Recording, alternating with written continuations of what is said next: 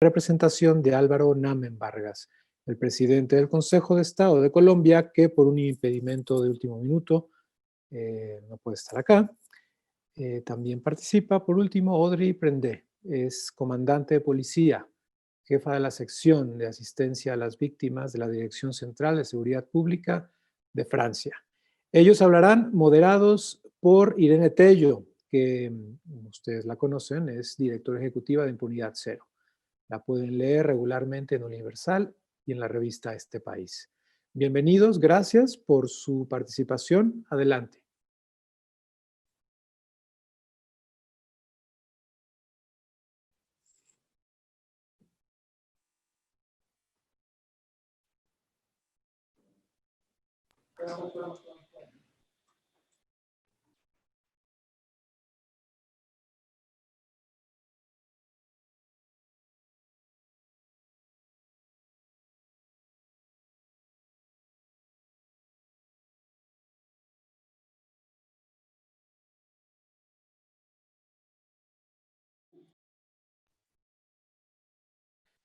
Queridos participantes, estamos ajustando los requerimientos técnicos para hacer una traducción simultánea, no solo del inglés al castellano, sino también del francés al castellano. Esperemos unos segundos. Agradecemos su participación de nuevo.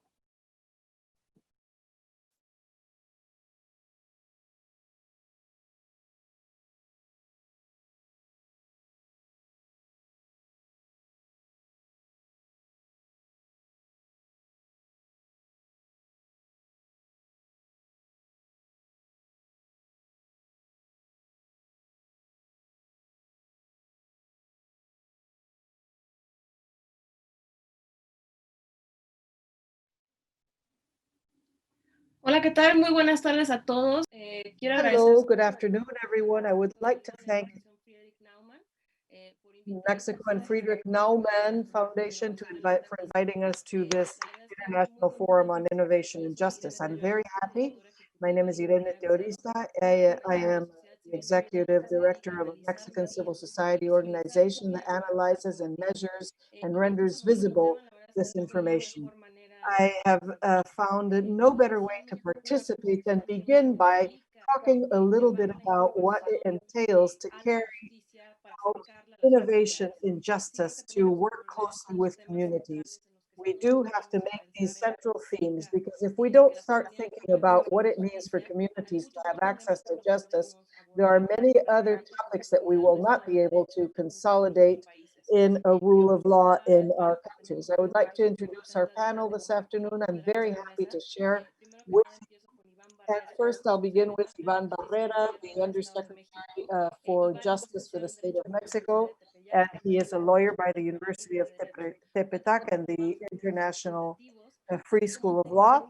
He has specialized in legislative techniques. And in his professional experience, he is the Assistant Director for liaison with the Ministry of the Interior and the lower chamber of the Congress. He has participated in various panels as a speaker regarding justice, everyday justice, civil justice, and access to justice.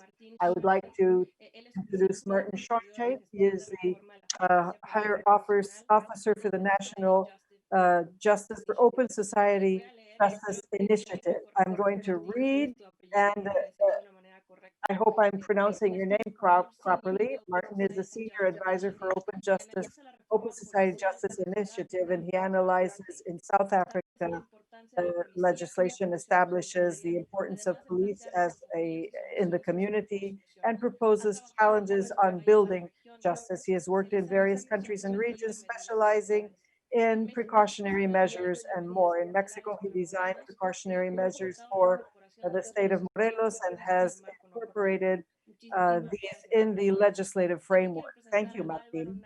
I would like to introduce Álvaro Naumann Vargas. He is the chair of the Council for the State of Colombia.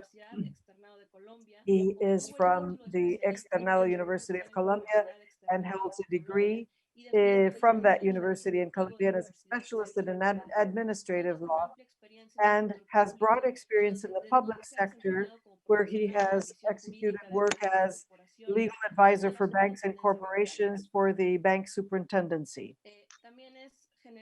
He is also the Director for Legal Policy and Legislative Development and Secretary General for the Ministry of Justice and Law.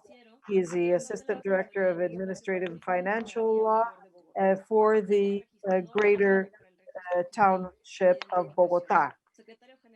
He is the Secretary General and National Registrar for Civil Matters. Since 2006, 2013, he held the position as ancillary magistrate in one of the circuits. Now, Pilar Castro is with us in the place of Alvaro, and she's the leader of transparency in the state of Peru.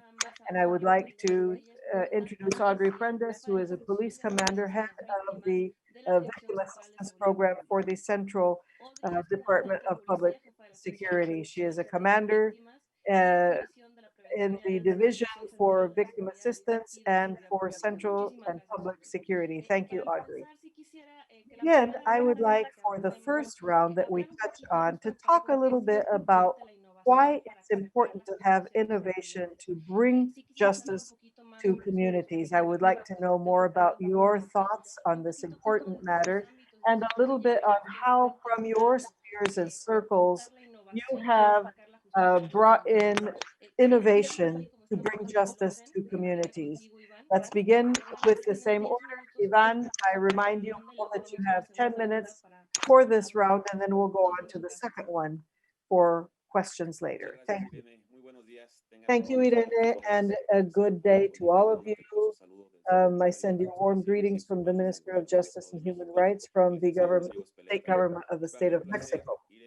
It is for me a pleasure, Irene, to share this table with specialists from other countries and other latitudes, where today we can talk a little bit about the different projects in technological innovation to bring justice to communities and make justice for every day more accessible, and certainly share the experience that we've had in the state of Mexico as of the governorship of Alfredo del Mazo.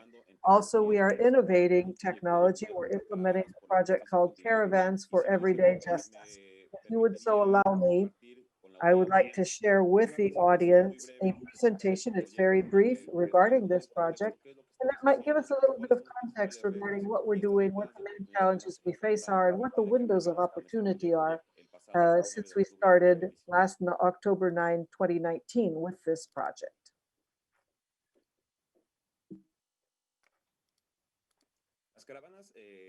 Caravans for Everyday Justice.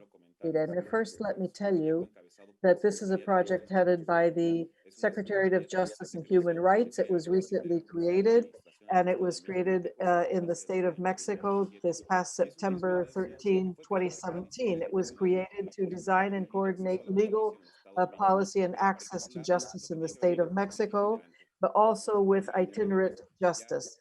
What this means is that it has become important because as of February 2017, through a series of reforms, precisely in everyday justice, we incorporated concepts that grant attributes for general matters. One has to do with dispute settlement and the other with civil justice. The government of the state of Mexico has complied with these constitutional foundations, and in the court we have talked about the possibility of the states implementing these mechanisms, even though in the state of Mexico we are taking initial steps to foster these mechanisms, not just for dispute settlement, but to bring justice close to people. This past October 2019, we created the Caravans, itinerant justice, to eliminate barriers to access to justice and bring bureaucratic proceedings to people, and what's most important, to generate savings in the cost of transfers, travel, and the cost of these. Not just in the territory, but we are 18 million people that live in the state of Mexico, and we're the third economy in the country of Mexico. And we have a population similar to Chile, just to give you a little bit of context, to bring this challenge to all of the people that live in the different municipalities of our state. What we have achieved here is to bring together a joint effort of 22 institutions, not just the executive power, but also the judicial branch, through restorative justice and arbitration universities and members of academia, including the Autonomous University of the State of Mexico, the Intercultural University that is very present in the state and brings interpreters and translators to the forefront there too, and particularly regarding the different languages spoken in our state, and the Institute of Transparency, the Commission on Human Rights, and other decentralized agencies of the executive branch, such as the Executive Committee for Service to Victims, the Ministry of Women, the Ministry of Health, the Tech de Monterrey University and the Toluca campus, and through a series of others, we have been able to merge these 22 institutions and move from the central offices out into the communities where it's difficult to find these 22 institutions together. And we're granting a great number of bureaucratic proceedings and paperwork through this itinerant caravan. The state government now moves through the 125 municipalities, and we are using a great deal of technology because it's just as though the government offices left their buildings and went out into the field and reached the community out there through technology. Naturally, this has to do with the patrimonial rights and certified civil registry documents and many other types of documents. We have managed through this experience giving identity and registration to people who were over the age of 70 and had never had a birth certificate, or correcting mistakes in birth certificates and other documents, or because they were not done properly, or there was an annotation missing. We are correcting these civil registry certificates. Everyday things that are changing the lives of people. We proffer consulting in legal aspects, practically every type of legal aspect within the framework of the law, and every citizen of the state of Mexico can just about take a lawyer home. We're representing them in all matters, and in those which, because of state competency, it's not possible for us to represent them. We are in direct, we liaise directly with other authorities at a higher level to proffer them what they need. But we are also talking about restorative proceedings and conciliation. We have facilitators in these caravans, and many of the conflicts that citizens will be talking about will be able to resolve directly in the caravans, or at least begin kick them off and provide as much service as possible. And the authorities take care of these through the proper documentation, and then they can be continued in the local offices.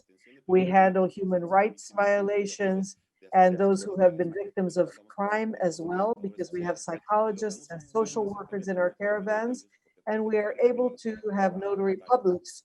Practically every caravan has at least one notary public working with us and a civil registrar.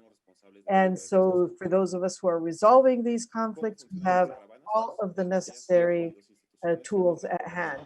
We offer more than 70 proceedings and legal services. There are 130 civil servants who work from Wednesday through Sunday installed in a community where otherwise they would be unable to have this type of service. This is a broad service, and we place a lot of faith in technology, and we're able to share with each one of them these different elements. We have 2 trailer trucks, 3 satellite antennas, 22 desks, 5 trucks, 1 bus, computer equipment, access to information systems and databases for each and every institution.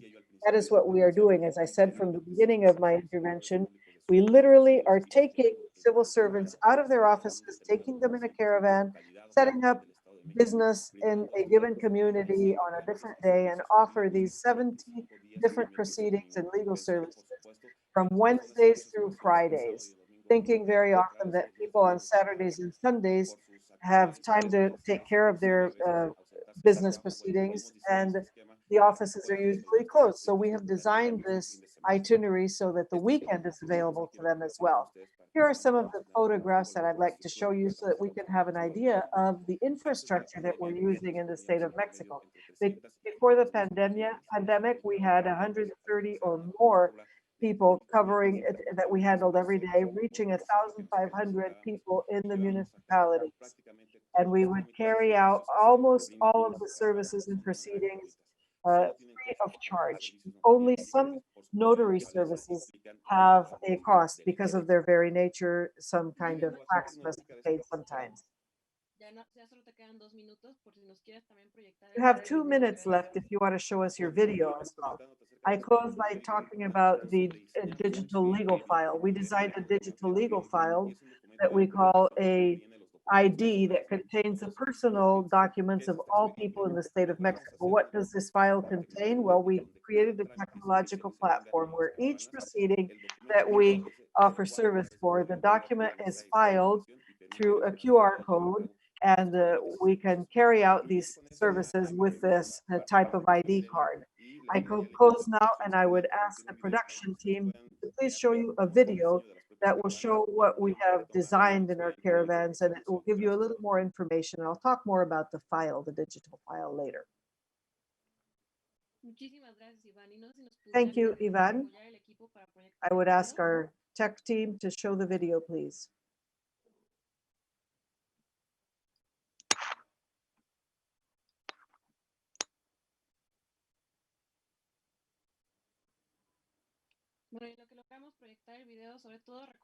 Well, let me remind you, while we're waiting for the video, what you were talking about, Ivan, is very important.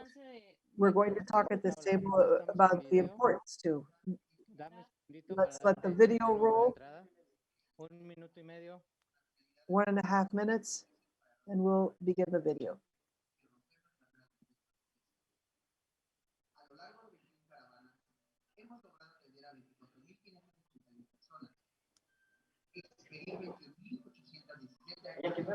Irene.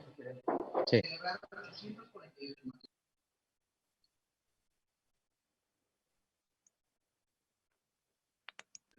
A 1 minuto, Irene. Estamos a 1 minuto. 1 minute, please.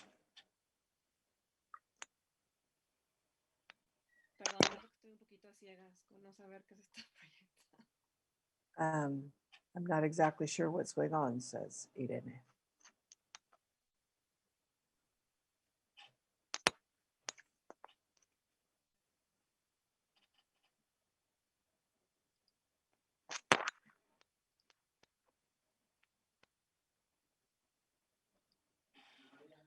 Segundos, Irene. Estamos en 30 seconds, 30 seconds, and we'll roll the video.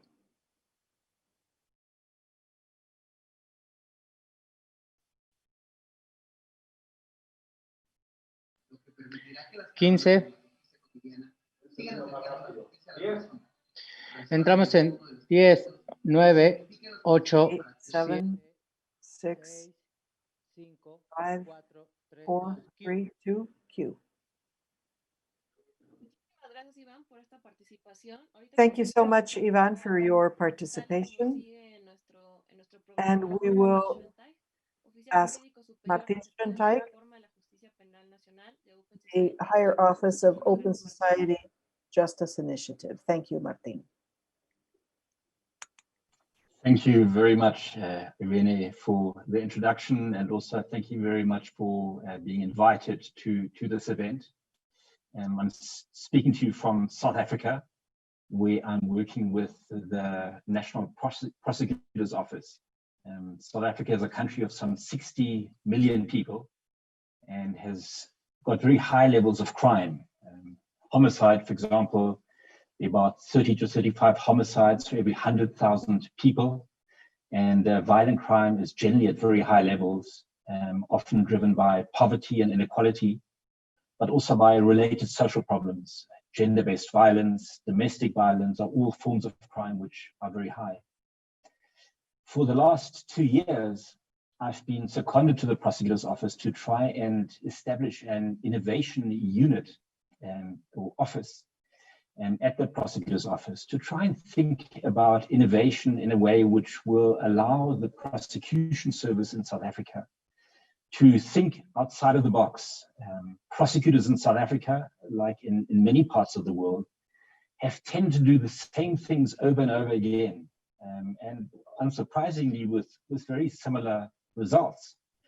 And it's a kind of thing which one tries to avoid, to come up with new interventions which produce a safer and more secure society. And what I'm going to do today is to speak to you about a particular, which we believe is quite an innovative intervention in South Africa. And that is to try and establish and introduce a concept called community prosecution in the South African criminal justice system.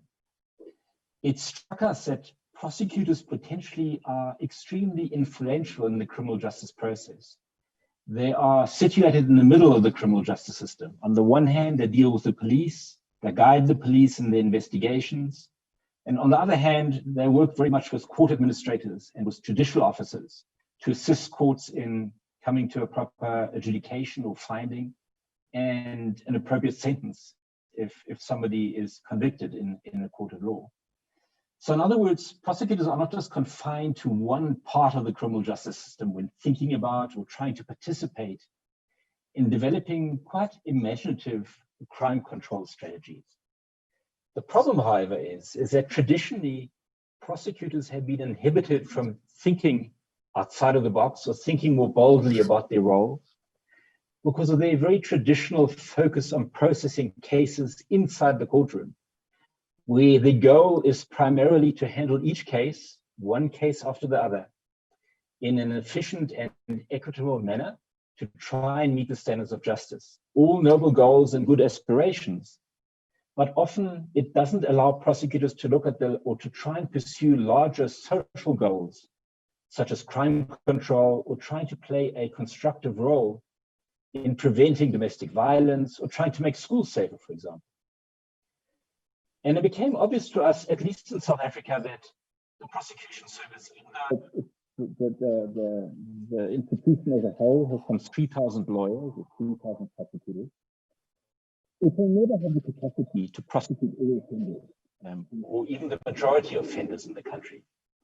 At the moment, of the roughly 3.5 million serious crimes which are reported every year to the police, the prosecution service at best gets to prosecute about 1 in 10 out of those, maybe 10%.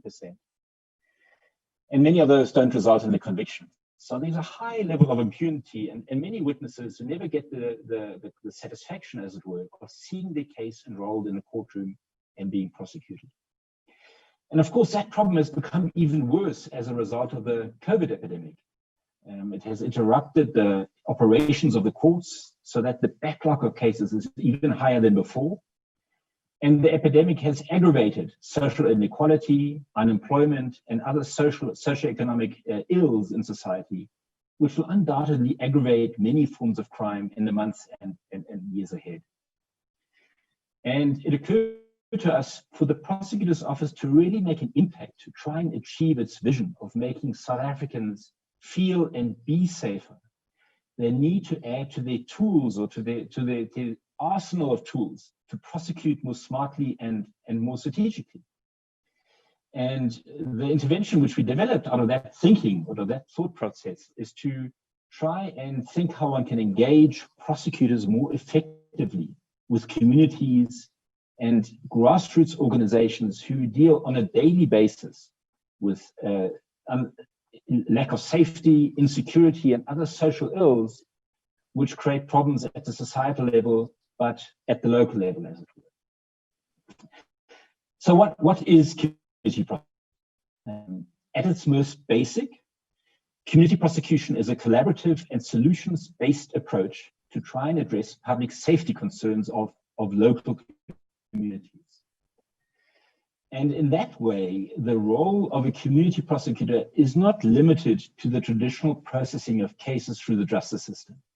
So unlike typical prosecutors who spend most of their time inside an office and typically inside a courtroom to litigate, community prosecutors extend their work or their mandate to try and assist communities to make their neighborhoods safer by trying to address, which are often quite complex and obstinate forms of serious crime, as well as collaboratively developing crime prevention interventions to try and deal with quality of life crimes, and also delivering public education and information programs to help the public understand in a better way what kind of assistance, what the mandate of the criminal justice system is more generally, but also what kind of support the prosecutor's office can provide in particular.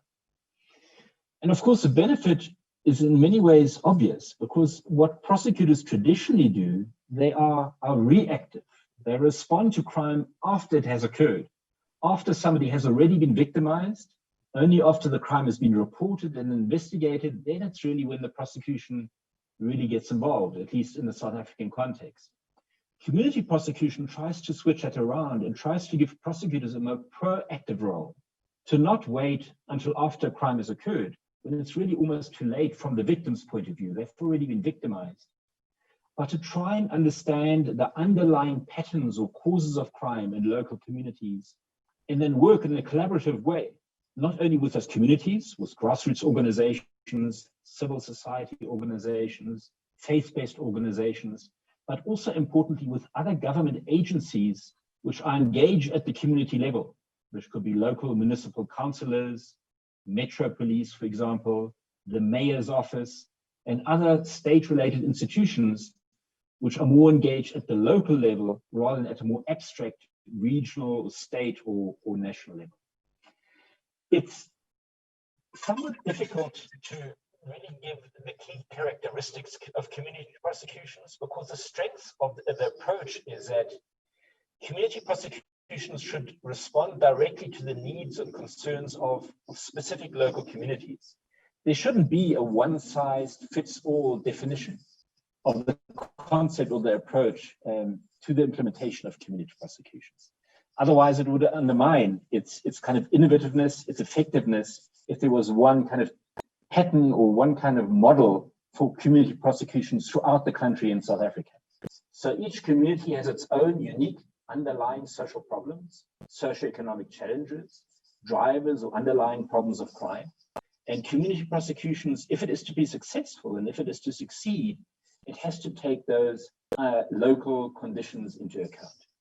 But nevertheless, there are a few key principles which are, I think, fairly common to most community prosecution interventions. Firstly, it has to recognize the community's role in public safety. At the heart of community prosecution is the inclusion and engagement of the community in identifying local problems and public safety concerns. So it's not a top-down approach where the prosecutor's office decides crimes X, Y, and Z are the most important ones to prosecute, but rather it is turned around and the prosecutor's offices, at least in the community prosecution context, listens to local communities of what is of greatest concern to them when it comes to public insecurity and crime. And often those are not the same things. For the prosecutor's office, it might be certain forms of violent crime. It might be the same for communities, but it isn't always the case. Often for communities, it's habitual offenders. This relatively small proportion of the universe of offenders in that community who keep on repeating and committing offenses over and over again, and thereby undermining not only public trust in the criminal justice system, but also the safety and security of those communities. Take into account those concerns of the community. A second characteristic is that a community prosecution initiative should engage in public service. It's not about reacting to a crime after it has happened, as I said, but it's really engaging with communities to try and develop solutions for the environment within which individual criminal acts occur. It tries to recognize, for example, that crimes have often a historical context. They have a future trajectory. También finalizando la participación, que ya se terminó el tiempo. I'm going to say anything. Sorry, that was Run out of time. 10 minutes. I have to pass to the other participation. If you want to close Okay. up, please. Yes, maybe just to make the final point, and that is that community prosecution, at least in the South African context in which we are developing it, it's not only to focus on quality of life crimes and what are often considered minor crimes, but also to focus on the serious and debilitating violent crimes in communities as well, which, as I said, to look at the habitual offenders, to try and identify the organized crime leadership, the kingpins of criminal gangs, and prosecute those more strategically by gathering intelligence from a community perspective on the side of the prosecutor's office. Thank you. Muchísimas gracias, Martín. Voy a dar Martin, we thank you. And we will now move into our next presentation, and that would be Pilar Castro, and she is from Transparency for the State of Colombia. And I will let you know, Pilar, in the chat. So please open your chat so that you don't feel uncomfortable. So please watch the chat. Thank you, Irene, and I thank you very especially, all of you from Dr. Alvaro Vargas, president of our association, and who wasn't able to be with us. But for me, as the State Council for the State of Colombia, it's an honor to be here. And we would like to especially thank Lawrence for the Naumann Foundation and others who have made our participation possible here. And let me tell you a little bit about the experience of the State Council in these processes. Why is innovation important to us to bring justice to community? Innovation makes it so that justice can respond to the needs of an ever-changing society. As part of the tapestry of society, both the government and society itself cannot be left behind, and as new forms of connectivity and outreach can come in handy. The only way in which we can offer a service that is efficient and prompt to all the groups of interest in society at large is through provide the advantages of a connected world at the service of transparency, connectivity, and the dispatchment of justice. And of course, it will be innovation will be the vehicle for that. We are a court of justice. Council of State is one of the least known high courts in Colombia. The justice departments and most of the courts in Colombia for the protection of the amparo procedure and others that deal mostly with penal justice usually handle most impactful cases, both for the justice departments and the society at large, because Colombia still links law to the penal law in and of itself. So few people know about the other branches of a law. And in the case of here, as a Council of the State, we are a High Court of Justice that is in charge of resolving the conflicts between public entities and an individual or public entities. We are the head of what in Colombia is known as the jurisdiction of the administrative contentious processes. That is, we provide justice to the people against the abuse of authority or the omission of authority that could impact their rights, both publicly or individually. We are the most ancient court of justice in Colombia, over 300 years, but not a lot of people know of us because they confound us with other institutions and they think we're part of the executive power. And we are, however, judges, and we solve conflicts at large. And we dispute settlements. And part of our jurisdiction and everything that we do is compiling something in particular. We have identified, however, the lack of access of information, the isolation of justice, especially when the high courts are located in the capital of Colombia, and we cannot reach other places, and not a lot of people know of our work in different territories. So the lack of knowledge of the functions we have in justice, for particular as the Council of States, and the difficulties to make sure that there is citizen participation in the processes in which you have justice, taking into account that the judges would make decisions in accordance to the law or the jurisprudence or case law, and they are inclined to concede to the petitions of one of the particular parties. Clearly, there will be a party that would disagree, and this claims would hardly be resolved through citizen participation. So how can we go back to the citizenship with other things than just giving them information? That is through strengthening dissemination of information due to the lack of information, make it in a way that it is clear and transparent and clear.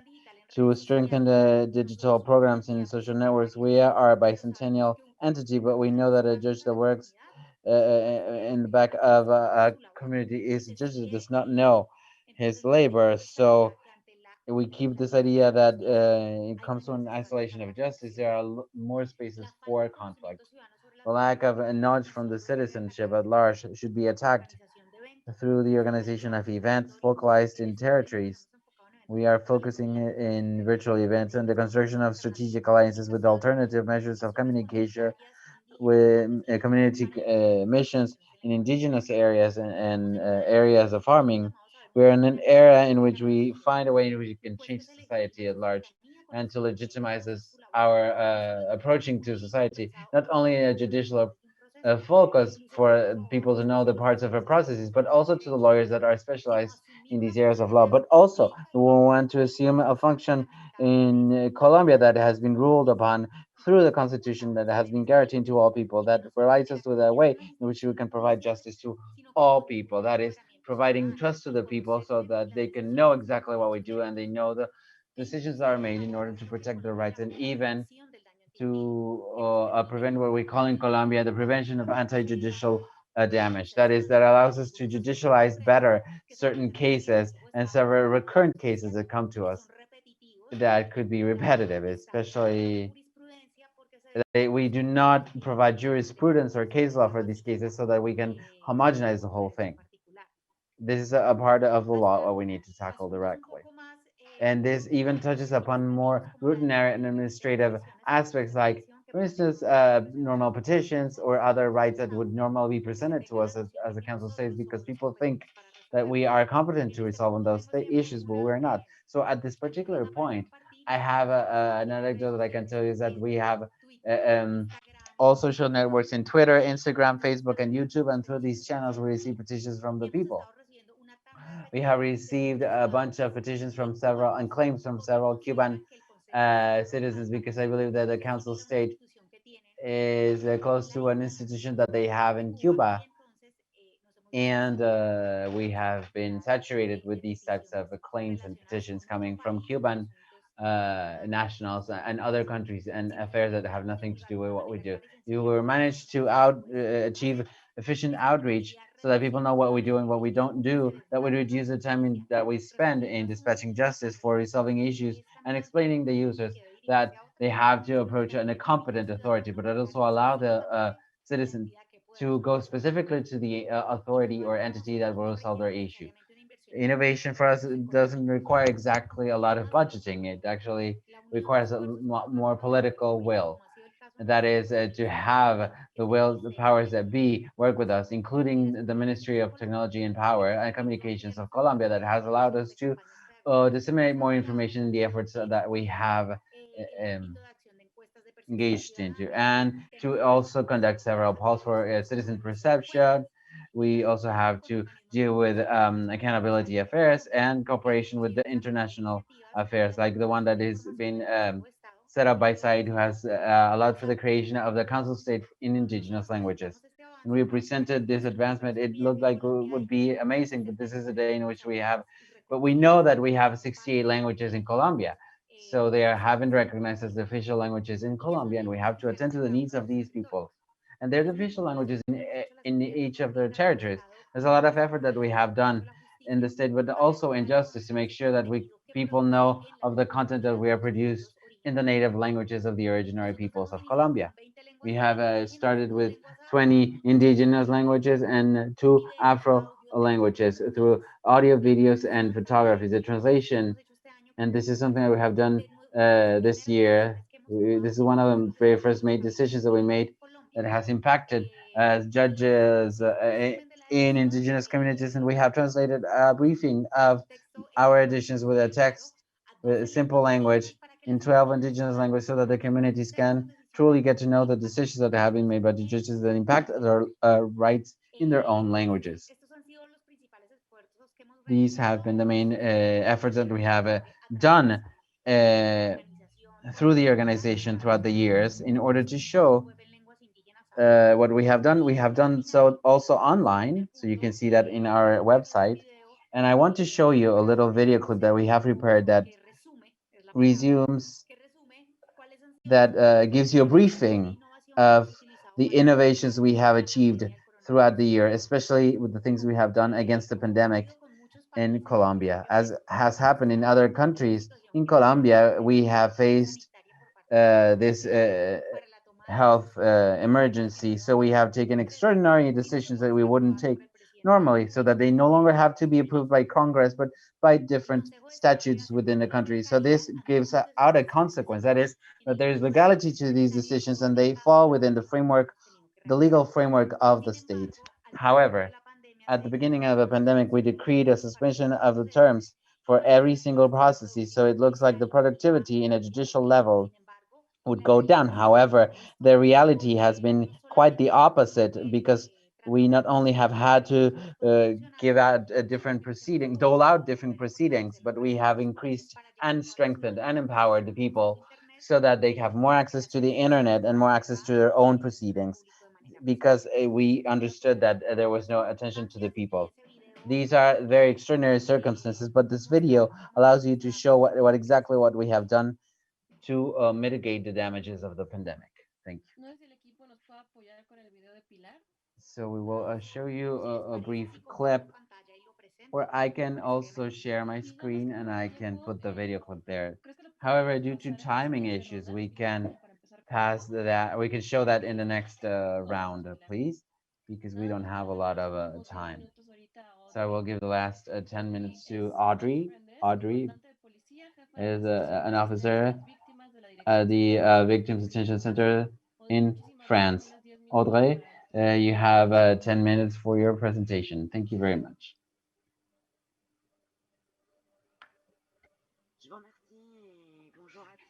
Gracias a todos. En primer lugar, gracias a haberme invitado para participar en este debate.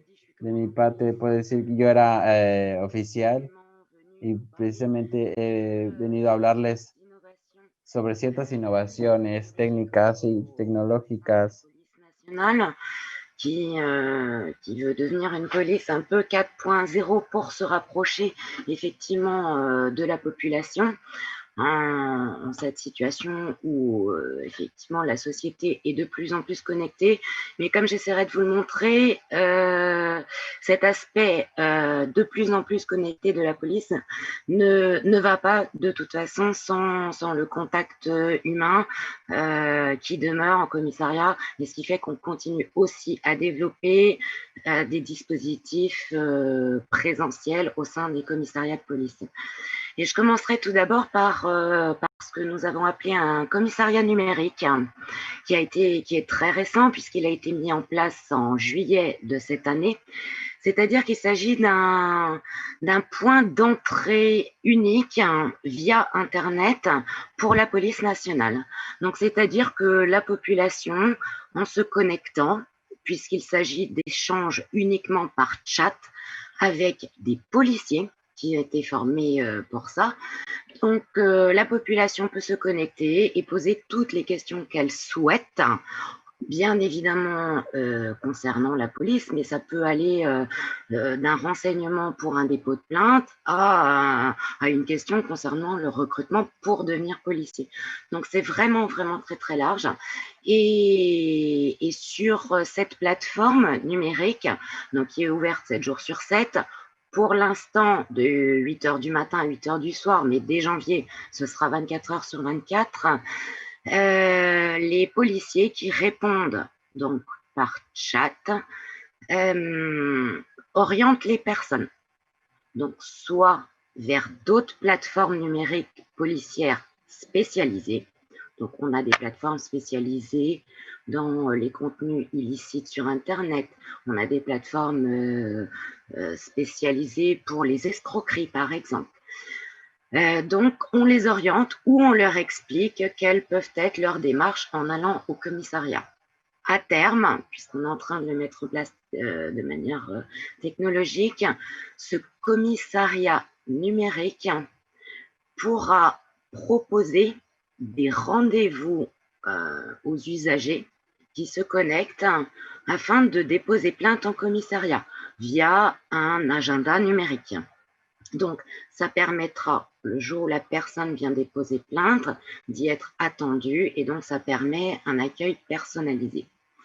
Mais quand je vous dis que ce commissariat numérique peut aussi orienter sur des sites spécialisés et ça va aller vers ce que je veux développer un peu plus, c'est-à-dire les victimes de violences conjugales, violences sexuelles, violences sexistes. Le commissariat numérique peut renvoyer sur ce qu'on appelle la plateforme de signalement des violences sexuelles et sexistes, qui, elle, existe depuis le 27 novembre 2018. Donc, cette plateforme, pour le coup, très innovante, ce sont également que des policiers qui répondent par chat à des victimes ou des témoins ou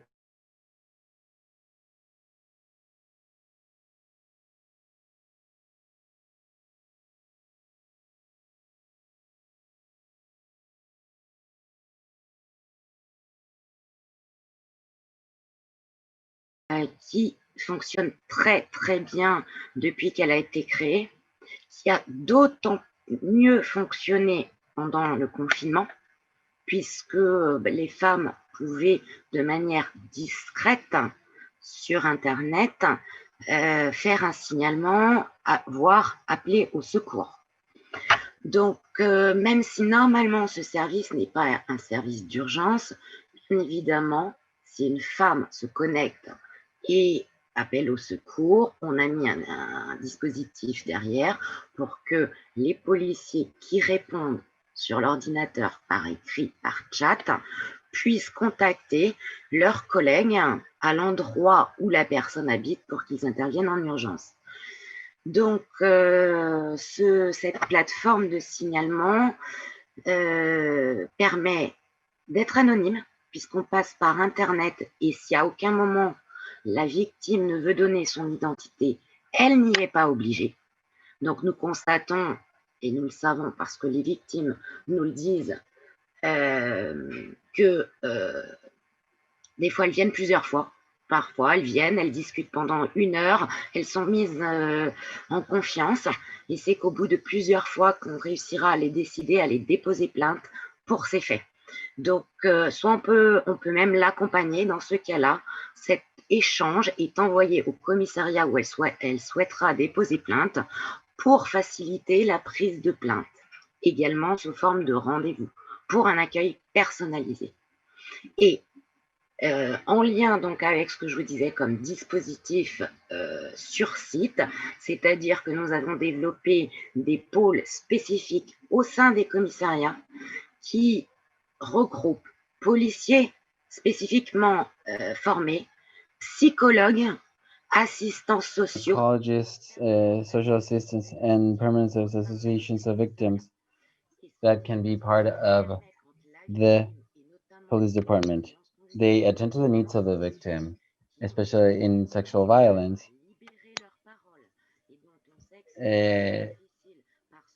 But it's difficult for these cases because these infractions or these crimes have a different kind of difficulty that is penal in nature. So these systems don't allow for the prevalence of justice with these types of problems and saving the victim.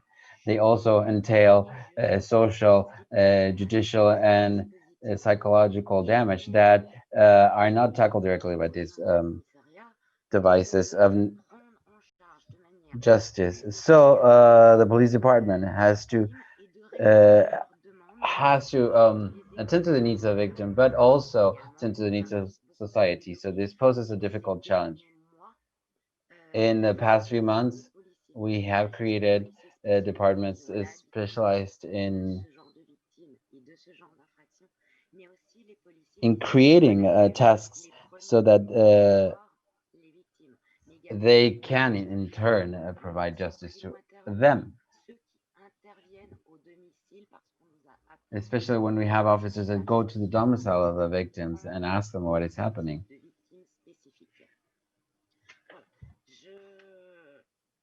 plus si j'ai encore un petit peu de temps. Irène, I don't know if I still have some time left. Irène.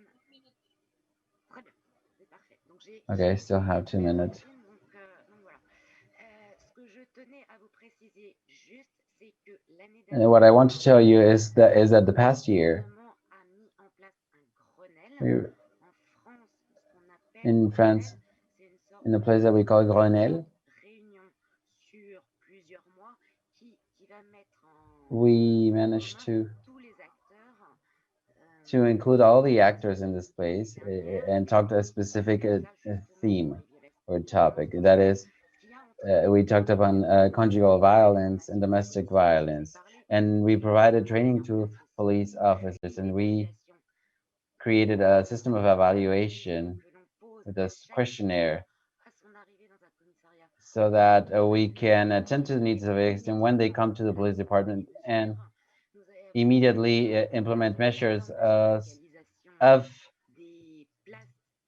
support and create a support to them directly.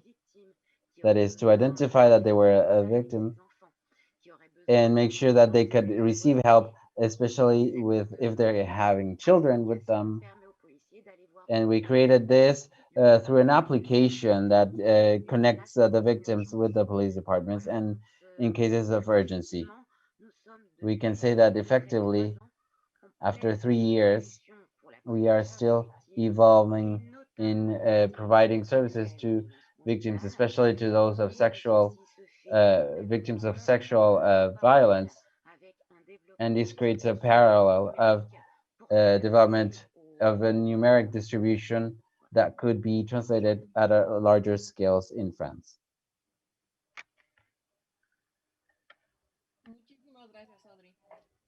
Thank you, Audrey.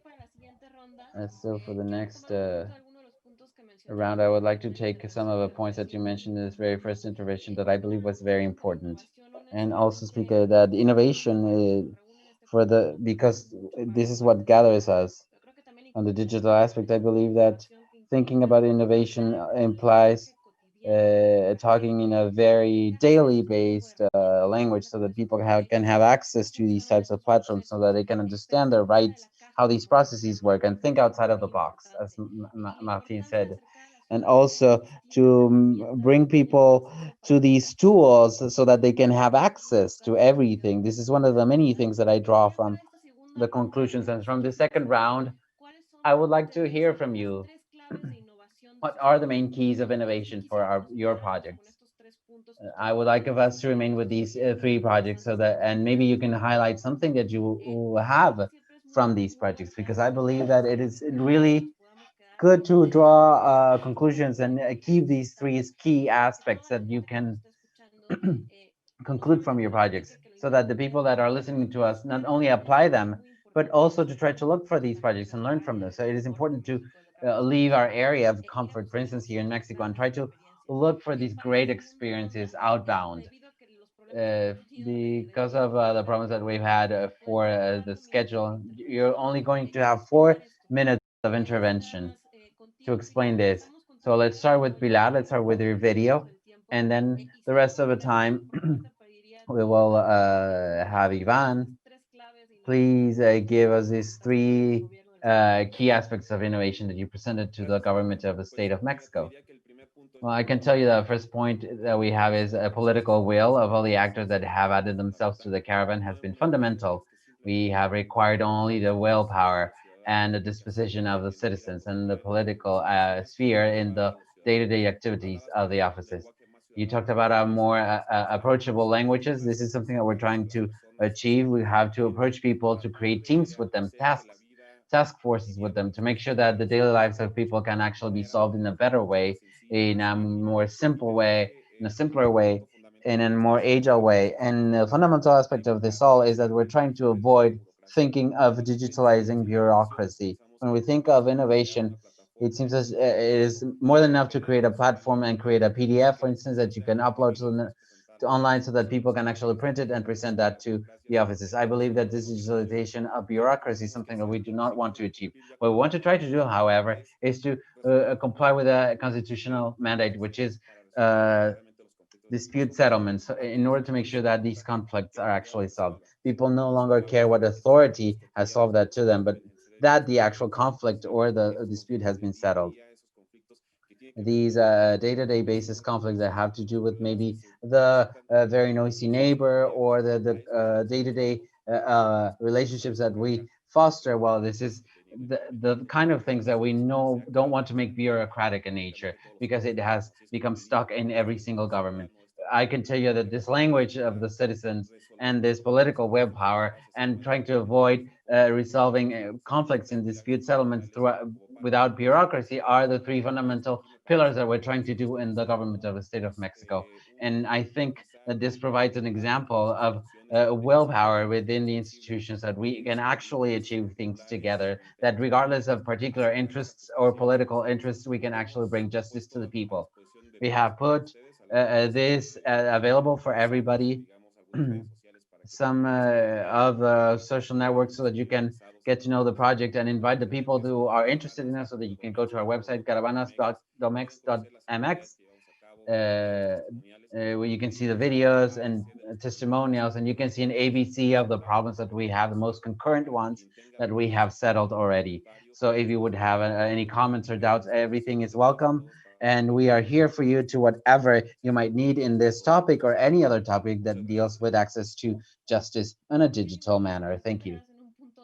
Ivan, I think you believe you have touched upon a very important aspect, which is trying to avoid digitalizing bureaucracy. We have to also include the risks that could happen with digitalization, because if we would digitalize everything, that would create even a worse problem for everybody. But the use of the platforms can help everybody in the end. Well, thank you for your kind words. Now I'm going to give the floor to Martin, so that he can delve deeper into the keys of innovation from the project that you have applied in your prosecutor offices in South Africa. Sure, thank you. So I think the first thing that we needed to do was changing the way we think. South Africa is a middle-income country, so outside of the biggest cities, this country is fairly underdeveloped, so we couldn't overly rely on technology or technological advantages or shortcuts. We really had to try and change the mindsets of the people who are working in the criminal justice system. And that's difficult to do, because until about a generation ago, criminal justice was a state monopoly, a complete state monopoly, at least in South Africa. And it's only more recently where increasingly the private sector, the non-profit sector, and other organizations have carved out for themselves a bit of a space in the criminal justice system in South Africa. And I think getting state officials and bureaucrats to accept that they have to think really boldly and broadly and openly, that the solutions might not just be in terms of what they've done in the past, but might lie outside of the state apparatus, so outside of the criminal justice system. It might lie in academia, it might lie in the for-profit private sector, or in the non-profit sector, or probably in all three of those. And then not only within South Africa, but one has to look broadly, beyond one's own borders. Look at the region, look internationally at what are interesting and good innovations and practices, and then adopt those. Obviously contextualize them in terms of the local needs and the local requirements, but use what is best from other countries and adopt them to their own situation. So changing the mindset or thought processes, I think, was one important step, and it's obviously an ongoing step. It's a battle which is never completely won. The second crucial aspect of innovation for us is to really think about who is the end user of what we are trying to do. And it isn't the prosecutor or the police officer or the judge. It's a public. It's a victim of crime. It's a witness which has to testify in court, or it's a member of the community. And ask the question from their perspective, what is it that they need to make their life safer and better and more comfortable? And then design innovations around that. And then the third characteristic in terms of our innovation has been to keep on experimenting. You're never going to come to the perfect solution. Experiment, be prepared to fail. One is going to fail a lot. And that's not easy to do for government officials. You have to account to Parliament for the budgets that they use. that they've used some of those budgets, even though they failed in implementing the policies or the ideas that they had. But that kind of willingness to fail, to iterate, to change and improve and learn from one's lessons, I think is crucial to innovate and come to a better solution over the medium to long term. Thank you. Muchísimas gracias, Martín. Y sí, creo que es puntos. Thank you very much. I believe this is an important point. Salirse un poquito de lo que estamos That acostumbrados. is going outside of the box, and this is an important point that we have to bring up on the table. In impunity, this happened to us. We created a platform so that people can know how to make a claim. And just the thing that we actually had to geolocalize every single prosecutor's office throughout the country. Well, at first we thought it would be too daunting and maybe even not very worthwhile, but we created a very fruitful platform that was called denuncia.org, and it forced us to think of the people who actually wanted to use it. That is the end user, as you mentioned, who will benefit from this, who will benefit from the tool, so that at the end of the day, we can think of their needs, their problems, and not necessarily on what I believe is what we would do to make this better, but what the actual citizen would need to access justice. And I believe that these are extremely important aspects that we need to keep on tackling, and how innovation will experiment once more and more, because this is a never-ending process that has to have several iterations to reach a product that actually can serve people in accessing justice. Now I'm going to give the floor to Pilar. And before I give the floor to Pilar, could you please put the video that was still pending from the previous round? Estamos en el video. We're in the video now. 3 minutes.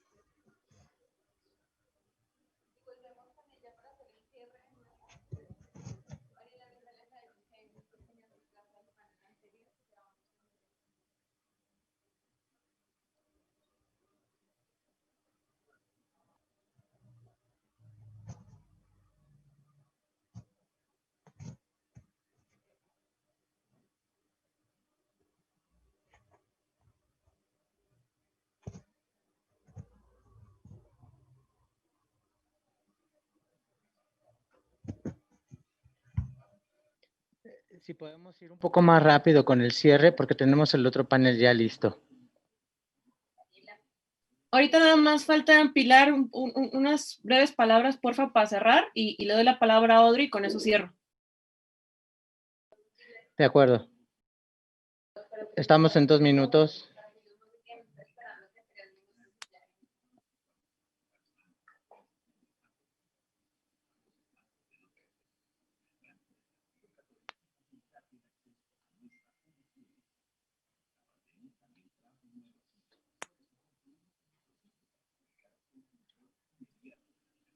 Pilar, entonces nada más sí te pediría si puedes ser como muy concisa ahorita con tus 3 puntitos, ahorita que regresemos del video.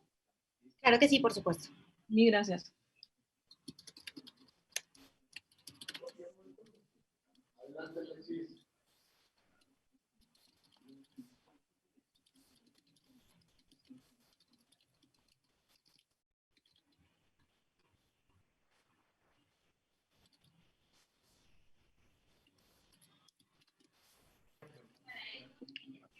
Irene, estamos a 1 minuto. Organizados por USAID Colombia y en diálogo realizado en tiempo real con sus autoridades para explicar las decisiones proferidas que impactan sus derechos. Reorientamos nuestros eventos regionales a jornadas virtuales focalizados por departamentos para abordar las temáticas que más interesan en cada región y que han llegado a contar hasta con 8.900 reproducciones en YouTube y Facebook.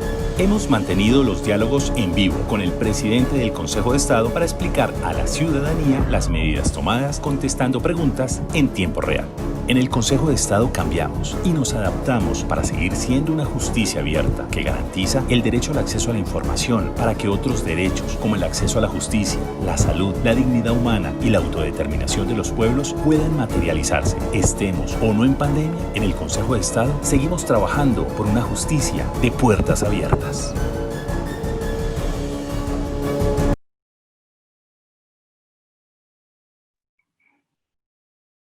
Pilar, solamente si nos puedes ayudar a cerrar con 3 claves de innovación de su proyecto, por favor. Por supuesto, las claves han sido voluntad política, aliados en cooperación técnica, que no necesariamente es económica, sino que nos enseñen a hacer y a desarrollar, más que entregarnos recursos, y reconocer que llega un punto en que la sola entrega de servicios o de información deja de ser suficiente e invita a una conexión más cercana con las And you have to provide more connection to the people, and you have to have disposition to listen to people and make decisions through the feedback that you get from the people. That is part of our responsibility in generating a real connection with the people that we serve. Muchísimas gracias, Pilar. Thank you, También Pilar. esto que dices de buscar aliados, creo que es That this that you mentioned, looking for allies is a central aspect that we have to take into account for innovation. That recognizing that we alone cannot do everything ourselves, especially due to the complexities that we are seeing now as a society. So we truly have to create alliances. And now to close up, we have Audrey. In 4 minutes, could you tell us the 3 keys of innovation that you have in an interesting fashion in the police departments in France? Yes, so I want to recognize what has been said before. The looking for alliances. I believe that this is a work that we have to do together, and nobody can do things alone because we all have different expertises that we need to exploit, especially when you approach population and the victims, and also innovation and the technical aspect in the service of the people can't be completely done by one single person. Every innovation brings about an equilibrium to make things more efficient for the people at large.